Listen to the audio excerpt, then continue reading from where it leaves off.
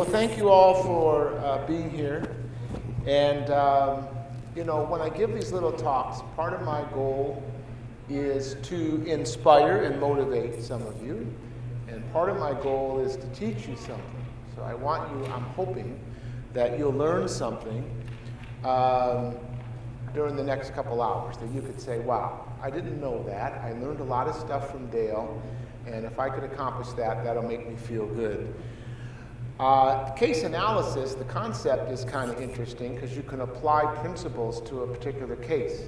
So sometimes as a learning tool, it's helpful to say, okay, you won the case, you settled the case, well, how did you do it? From the time you got the case, how did you even decide to take the case? What did you do pre-litigation? Where did you file the case? Federal court, state court? What were your causes of action? How did you do discovery? How do you take depots? What order did you take them in? Can you give us some tips as to how to take a good depot? What type of experts do you need? What type of experts does the other side get? What value do these cases have? What do you do to try to settle it? How do you survive summary judgment? What's this doctrine we hear so much about called qualified immunity? How do we deal with that issue? And assuming you get through all that, and you can't settle it, and you have to go to trial, how do you present one of these cases at trial? What are some of the things you have to think about? Pre-trial motions to exclude certain types of evidence. Should you bifurcate liability and damages? How do you pick a jury? Who do you want on your jury? What type of questions do you ask the jurors in these types of cases? How about opening statement? What do you say? What do you not say? How long should it be? What are you trying to accomplish in an opening statement? And during the trial, how do you decide what witnesses to call and not call, what order to put the witnesses in? If you have a police officer involved shooting case, do you call the shooting officer first, or do you put him more last, for example? And how do you present your case? And how do you present damages? And how do you cross-examine all their experts and people? And then what do we need to know about the jury instructions and verdict form? And tell us closing argument tips. And then rebuttal argument, because you go twice, right? In a civil case, at least in California, you get to go last, just like the prosecutor does in a criminal case. So the case we were going to talk about, and we are going to talk about, is called Casillas versus the city of Fresno. But because Eric and I had been in a case for a couple weeks that the jury just returned a verdict at the end of the day Wednesday, Dan wanted us to at least talk about it a little bit. First, I think you'll learn more on the Casillas case because I think those principles more apply to all types of cases. And by the way, some of what I'm going to teach today doesn't just apply to civil rights cases. They'll apply to any case. If you're doing criminal defense work, you're doing PI work, they will apply. I've been practicing for 32 years. I've won a lot of cases, but I've lost cases. And I've learned a lot from my losses, and I've even learned a lot from my wins. And so some of what I can share with you, having tried approximately 250 jury trials, is give you some ideas so that you don't make some of the mistakes maybe that I made early on in my career. So the case that we tried recently got some local, regional, and national attention. And the reason that it did is because an off-duty, we'll get back to that, an off-duty LAPD officer on a Friday night went to Costco in Corona with his wife, Rosemary, and his child, 1.5-year-old. Sometime during the time he's in Costco, they approached a sausage stand. Paola French and Russell French, who were my clients, and their mentally challenged 32-year-old son, Kenneth French, were in the Costco also. And they happened to go up to this sausage stand at about the same time. Russell, the father, got a sausage sample. Kenneth, the son, got a sausage sample. Kenneth gave the sample to his mother, Paola, lovely people. And Kenneth started walking away. Paola also started walking away, but she glanced and saw her son, who was essentially nonverbal, meaning he wouldn't talk, but if someone talked to him, he would talk. raise his hand and strike Salvador Sanchez, who turned out to be this off-duty LAPD officer. Some people described it as a punch, a slap, a push. Sanchez went to the ground, pulled out his concealed weapon that he had by virtue of his LAPD status, announced himself, according to the plaintiffs, as a police officer, although, of course, he was in civilian clothes. Paola French said to him,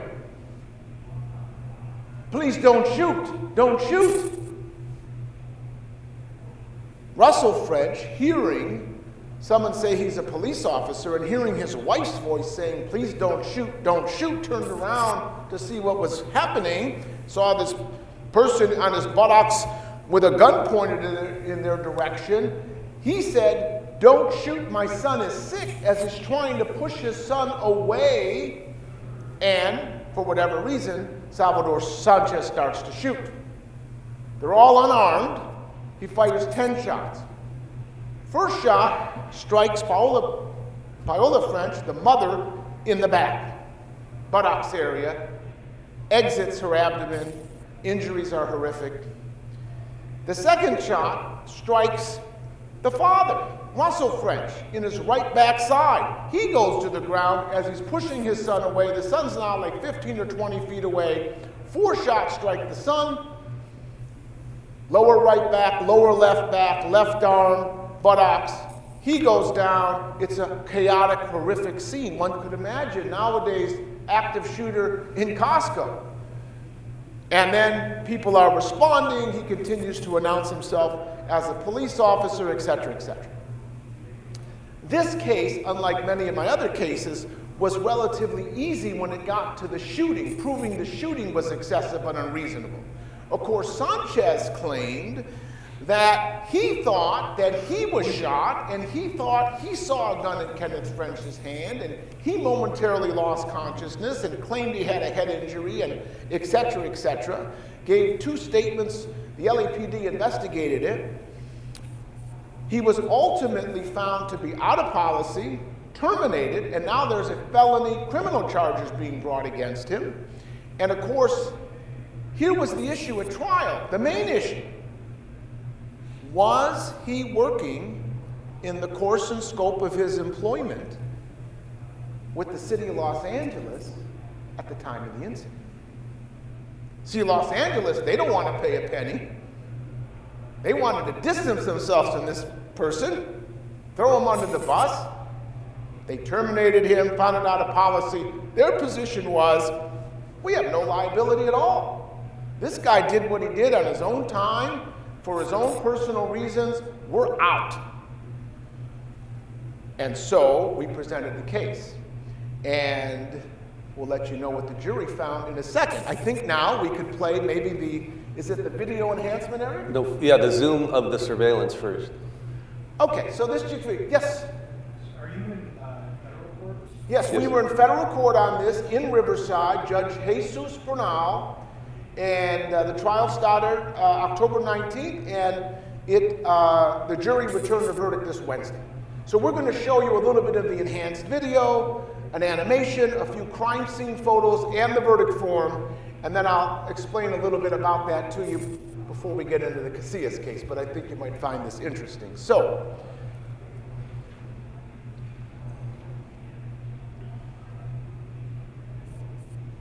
look at the upper right. You're going to see this family coming into view shortly, and a father pushing his son away, and they're all being shot during this sequence.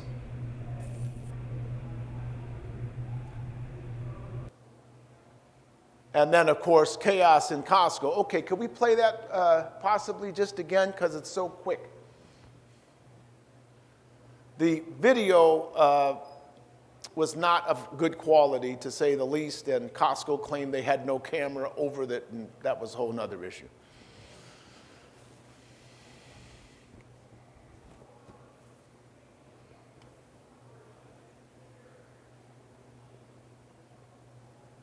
Okay, now, is the next one up the animation? Correct. So let's look at the animation. The animation's much better, and I think that will give you an idea, at least as to the spacing and the trajectory.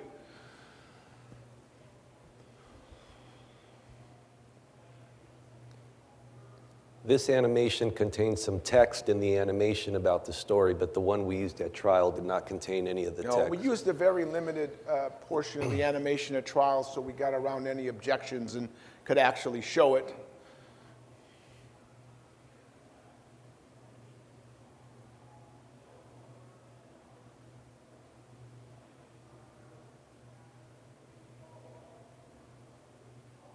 There's the family. Kenneth on the left, Paola in the middle, Russell on the right.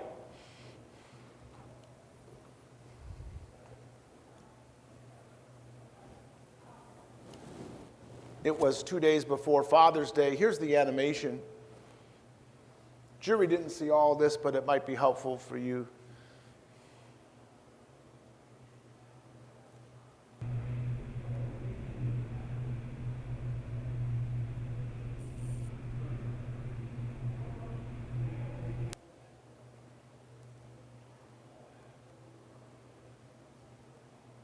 So there's Salvador Sanchez in the animation at the sausage stand, holding his child.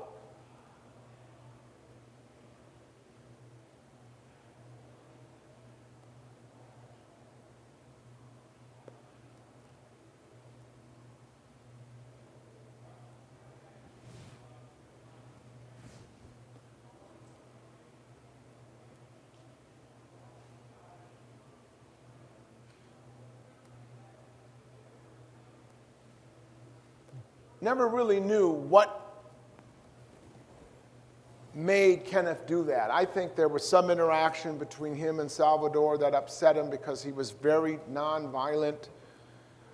And so he pulls out the gun, words are exchanged. There was a dispute at trial as to whether he actually identified himself as a police officer before, which is a very important factor in the course and scope. Paul is pleading with him, don't shoot. Russell and Kenneth are separating.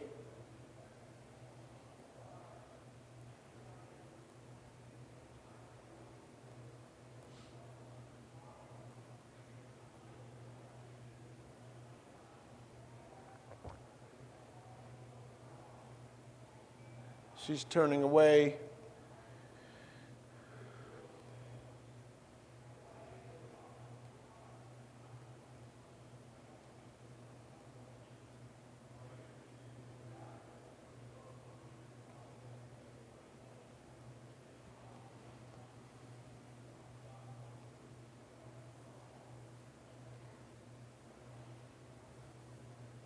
Now you'll see the trajectories, I believe. No, the next one will be the comparison of the surveillance with the animation next to it. Okay.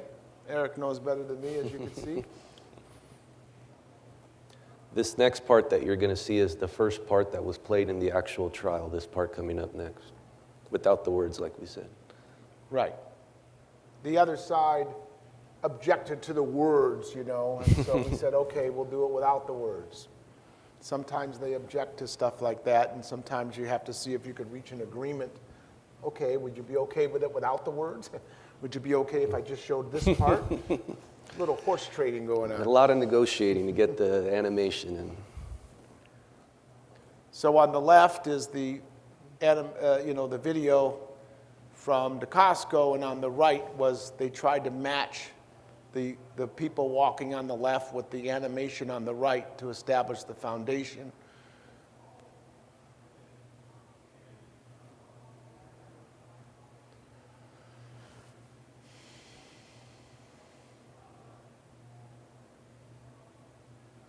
They did a pretty decent job matching it. It was pretty good. And is the next the trajectories? Correct. Okay. So this showed the jury, we played this also, this showed a little bit about the trajectories because we were trying to show they were more or less shot from the back and there was a distance and there were no immediate threat to the shooter at the time of the shots. Of course, we had medical experts talk about all their injuries, life care planner, economist, psychologist. We really did, I think, a good job in working up the damages, which you'll see was reflected in the jury's verdict. We laid the foundation for this part of the video through our forensic pathologist, Dr. Amalu. Yes, Dr. Bernard Amalu, who was featured in the movie Concussion, played by Will Smith, that some of you may have seen, was our forensic pathologist. He's quite good.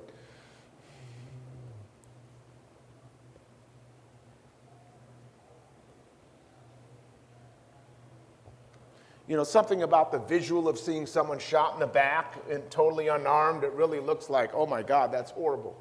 Some jurors have difficulty visualizing it, and sometimes something like this is very helpful.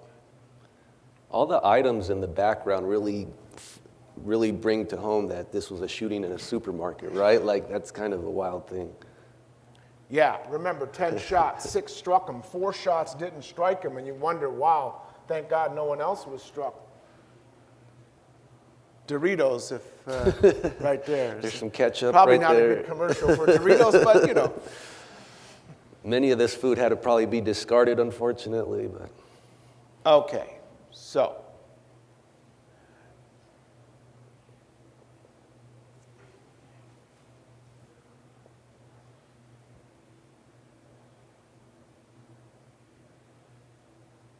And I think we're almost there.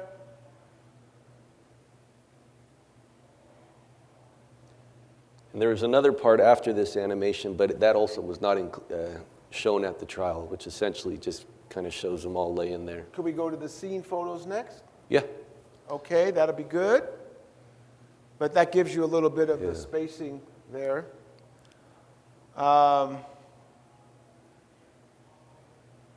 And some of the pictures we got in, this judge, you know, some judges don't let in a lot of gory pictures. This judge let some in, and they were very powerful. I don't know if they're in some of our photos. I took out the close-ups of the head and I stuff. mean, I didn't want anyone throwing up today. Poor Kenneth had so much blood on his face and head that one of the first responders thought he was shot in the face or head, and he wasn't, but that's how much blood was coming out of his mouth, face, and head. No, the scene photos in the French one. There we go. Oh, here's some scene photos that were actually, you know, show the different aisles, and we could just keep going on these one after the other. I don't know how many there are. There's not that many. Yeah, you could see Kenneth. This is a far shot of him laying in the blood, but the close-up shots were really horrific. And the amazing thing was there was like 5 people in Costco at the time that were off-duty correctional officer, off-duty deputy sheriff, off-duty paramedic, off-duty, and they all came to, you know, Sanchez, like, well, what's going on? He said, oh, I'm an off-duty officer. Oh, okay. No problem. Why didn't you say so in the first place, bro?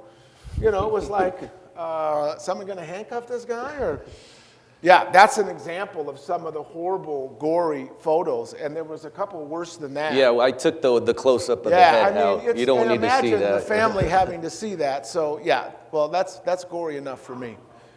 Yeah, they were bad. Okay, so now let's go to the verdict form. So the biggest issue in the case, and before we show the findings, and by the way, for some of you that may know, in federal court, you have 8 jurors, normally.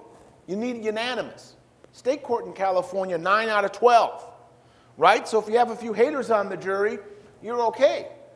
The other thing is that it could drive down damages. For example, in federal court, let's say out of the 8 people, 6 of the people want to give $1 million or $2 million.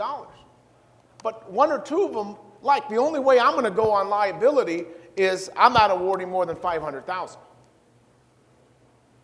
So because they have to unanimously decide, there's a compromise where the numbers come down to get the liability finding. If that happened in state court and you get 1 or 2 people that don't want to give more than X, well, fine, we only need 9.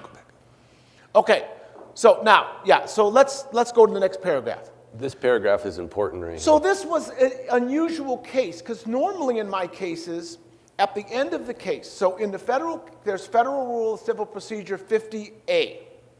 It's the equivalent of a non-suit or directed verdict in a civil case. I think it's 1118 Penal Code criminal case, right? So one side says, hey, there's not enough evidence. Usually, the defense is making this Rule 50A argument. There's not enough evidence to even proceed to the jury. There's no evidence of excessive force here, Your Honor, et cetera, et cetera. This was the opposite. The evidence was so overwhelming, in my opinion, on the force, that I thought maybe I should make the Rule 50A motion just on the force, and then still leave the issues of course and scope of employment and damages to the jury. That way, if I have a nutcase on the jury or that wants to hold it off, I get the judge to find it, and he did. And so as part of the verdict form, this introductory paragraph was placed in that the court has determined that based on the evidence presented during the trial and the applicable law, the plaintiffs have proven the following elements. Sanchez used excessive and unreasonable force, and it was a cause of injuries to the Paola and Russell and the death of Kenneth. Therefore, their claims for state law claims for battery, negligence, and the Bain Act have been established, and their federal claim of excessive and unreasonable force under the Fourth Amendment has been established. You must decide the remaining issues. Did the defense fight you on that request, and so what was their argument? Well, once the judge made the decision, they really couldn't do much about it. But what they did do is they tried to pull some shenanigans as to what that meant in closing argument that did not work out very well for them. With me or the judge. So, just to take a step back, and we'll get into this a little bit with the Casillas case. These cases can be filed in federal or state court. There's concurrent jurisdiction, okay? And in your lawsuit, you can include federal and state claims in the same lawsuit. Now, the only right they have, if you file in state court, they could remove it to federal court if you have federal claims. If you really don't want to be in federal court, some people don't put federal claims in, just state claims. Or they try this one, federal and state claims, remove to federal court. I don't like my federal judge. I'll drop my federal claims. Can you send me back to state court, please? So, anyways, concurrent jurisdiction. This case, as I said, was filed in federal court in Riverside. Now, one federal claim for excessive force is Fourth Amendment. So the Fourth Amendment covers unreasonable detention, arrest without probable cause, excessive force, denial of medical care outside of the jail. All Fourth Amendment violations, any one of them will give you the right to statutory attorney fees, in addition to whatever the jury decides. State law. Battery is unreasonable force under state law. Negligence, we generally understand what that is. The Bain Act has come a long way. Civil Code Section 52.1, hello Humberto, 52.1 is the Bain Act. So, and there's been new legislation that has broadened the scope of damages you can get under the Bain Act. The reason the Bain Act is so important, it's like the Fourth Amendment equivalent under state law. Civil Code Section 52.1 allows you to get statutory attorney fees. So that's huge.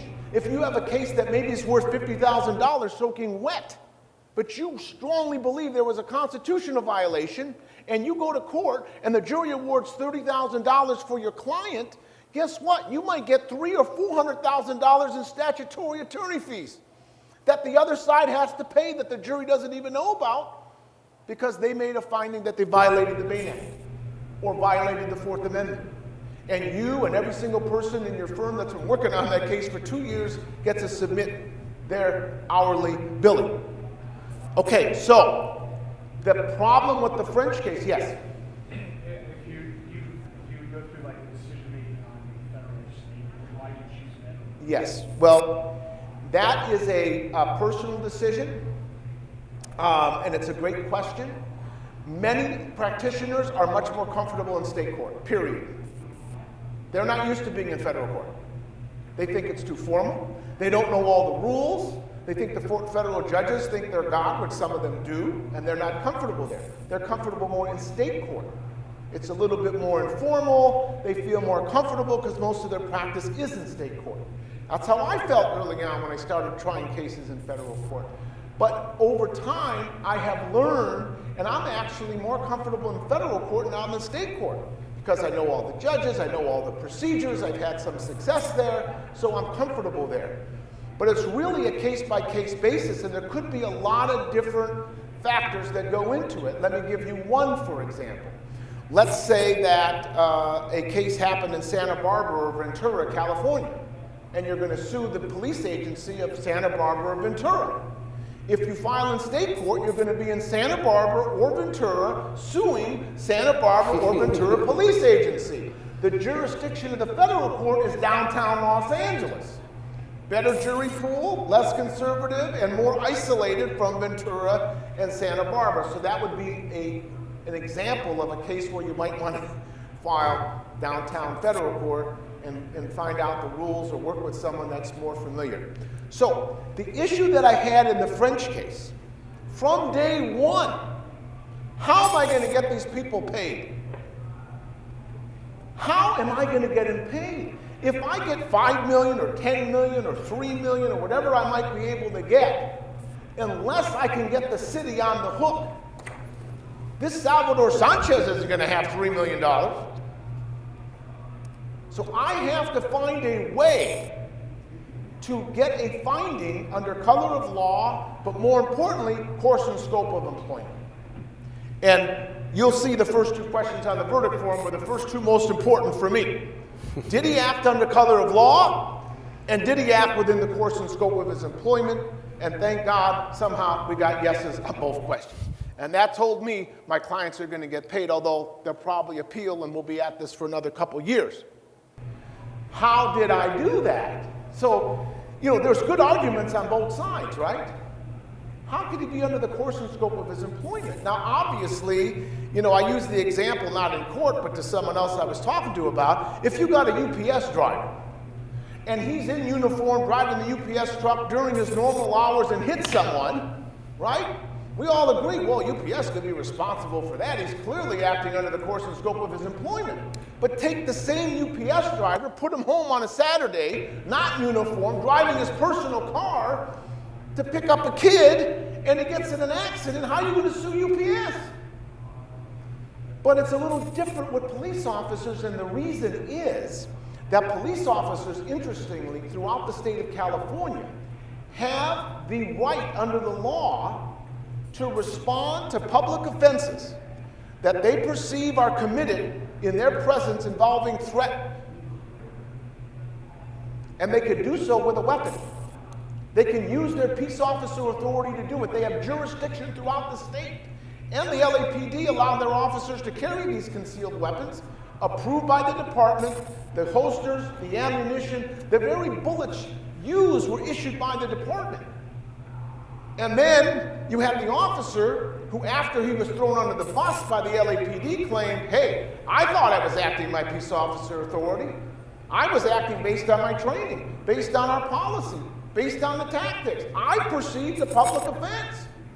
See, in a way, the city did themselves a disfavor by throwing this officer under the bus, terminating him, and then I believe being involved in criminal charges pressed against him, because he probably said, well, they're not here to help me. Why should I help them? I got to help myself and my family. So there was a huge debate on this. The defense attorney, who I know Humberto knows, Corey Brent, went on and on for an hour in his closing argument as to why there's no way the jury could find color of law or course and scope of employment. And of course, I made some of the arguments that I already made, including he identified himself as a police officer before and after, et cetera, et cetera, et cetera. So anyways, thank God, the jury found in our favor. And then the damages, there was a lot of damages to talk about. So let's go to a few of those. Oh, so just let's go back to 3, 4, 5, and 6 just so they could see those. So now, under the law, when, as some of you may know, so if you're present when someone, mother sees the child walking across the street in the marked crosswalk and, vehicle hits it, mother suffers severe emotional stress from seeing it, she collects that in addition to the injuries to the child. Here, think about it. The parents, they saw each other get shot. They saw their son get shot and killed. Imagine the emotional distress involved, in addition to their physical injuries and the loss of their son. And so